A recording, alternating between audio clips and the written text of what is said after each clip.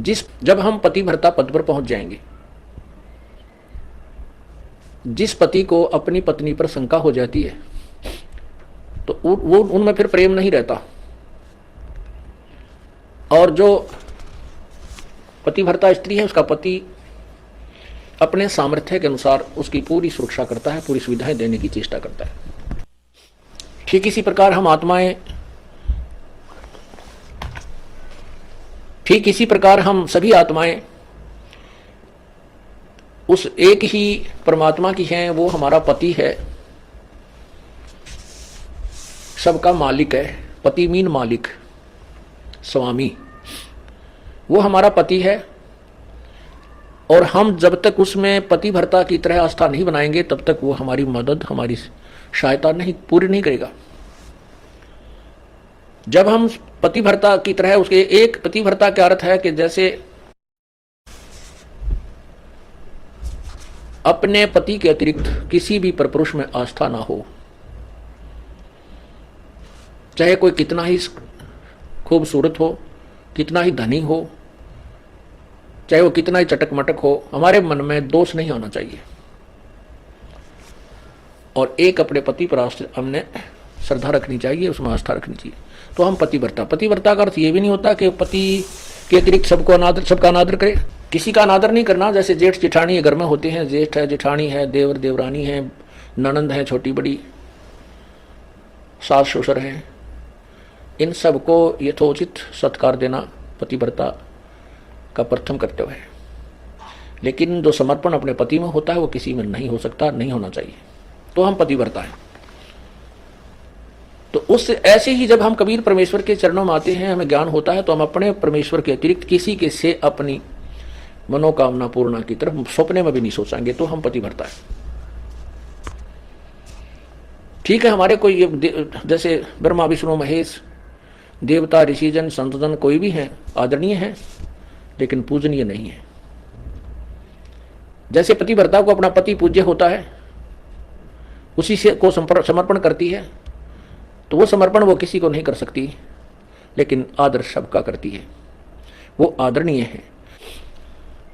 इस भाव से जब हम प्रभु के चरणों में लगेंगे तब परमात्मा हमारी सभी मनोकामनाएं पूर्ण करेगा,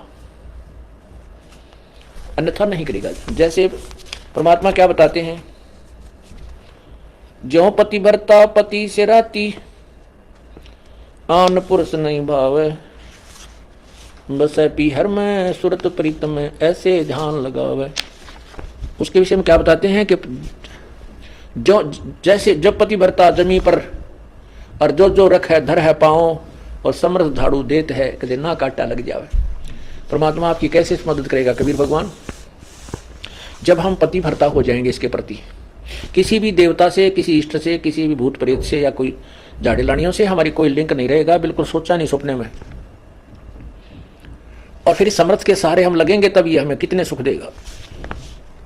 जब जो पतिव्रता जमी पर जो धर है पाव, समर्थ झाड़ू देत है ना काटा लग जावे। जैसे पतिव्रता स्त्री कहते पानी को चलेगी पानी भरने के लिए, अर्थात अपने जीवन रूपी सफर में वो चलती है आत्मा, जो केवल एक इष्ट पूर्ण परमात्मा कबीर जी पर आश्रित है। उसके जीवन रूपी सफर में, जीवन रूपी रास्ते, यात्रा में, यात्रा के मार्ग में वो परमात्मा समर्थ भगवान कबीर परमात्मा ऐसे झाड़ू देता है।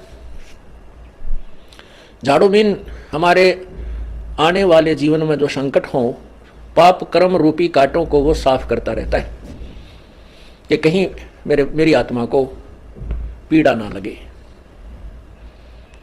कोई दुख ना हो जाए।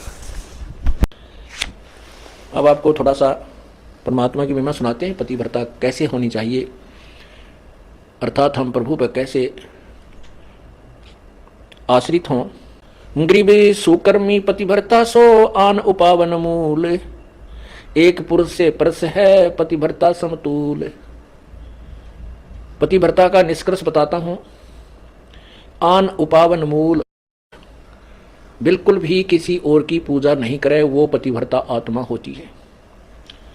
एक पुरुष, जैसे इसमें दोनों ही पहलुओं पर विवरण दिया है, जैसे स्त्री अपने ही पति एक ही पुरुष पर आश्रित रहे, ऐसी आत्मा एक पुरुष यानी एक परमात्मा पर आश्रित रहे, कबीर भगवान पर। पतिव्रत सुकर्मी सो जानिए, एक पुरुष से रात, निर्दाव निर्भयता ना दूजे से बात। अपने मनोरथ पूर्णा के लिए वो किसी अन्य पुरुष से बात, किसी अन्य भगवान की इच्छा नहीं करती, वो पतिव्रता होती है। गरीबी सवाल सुखन किसको कहे, पतिव्रता सो नार, हुक्म अदूल न मेट ही सो पतिव्रता पार। देखो कितनी गहराई से बता रहे हैं, केवल यही एक लक्षण नहीं है पतिव्रता का।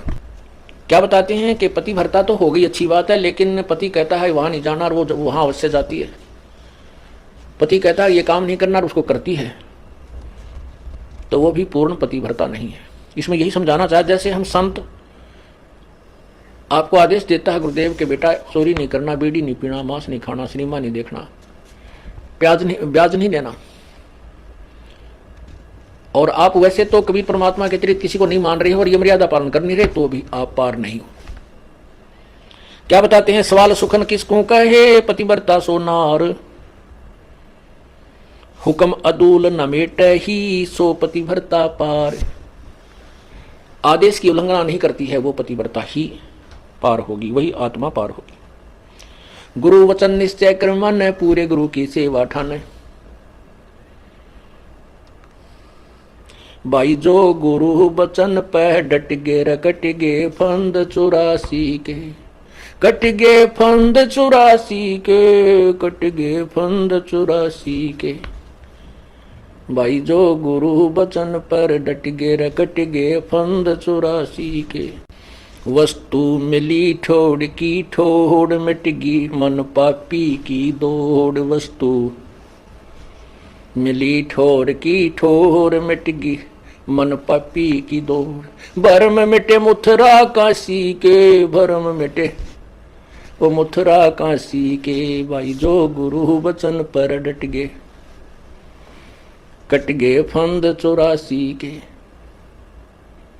अब जो गुरु की आज्ञा का पालन करते हैं, सत्साधना करते हैं, फिर उनको वस्तु मिल जाती है जिसकी तरफ में वो घूम रहे थे। फिर वो मथुरा में भगवान रहता है, वहां परिक्रमा देने से भगवान मिलता है, वृंदावन जाने से मिलता है, काशी में भगवान है। कहते ये भ्रम हमारे फिर सब मिट गए। उसी के ऊपर यहां कहा है, घर आंगन एक सारे है, वचन उल्लंघना होई। घर आंगन एक सार समझे, पति भर्ता अपने घर में रहे चाहे बाहर रहे, उसके आव भाव, उसका चलना बैठना उठना बोलना ऐसा ही रहे जैसे वो घर में रहती है। बाहर भी एक जैसा ही व्यवहार करे और वचन उल्लंघन ना करे। घर आंगन एक सारे है, वचन उल्लंघना होई। आन खसम से ओ लेने, पतिव्रता है सोई। आन खसम यानी और अन्य पति नहीं बनावे, उससे ओ लेना माने आड रखे, पतिव्रता है सोई। आन खसम से हंसत है वो चंडी चोर चुड़ैल, जिनसे क्या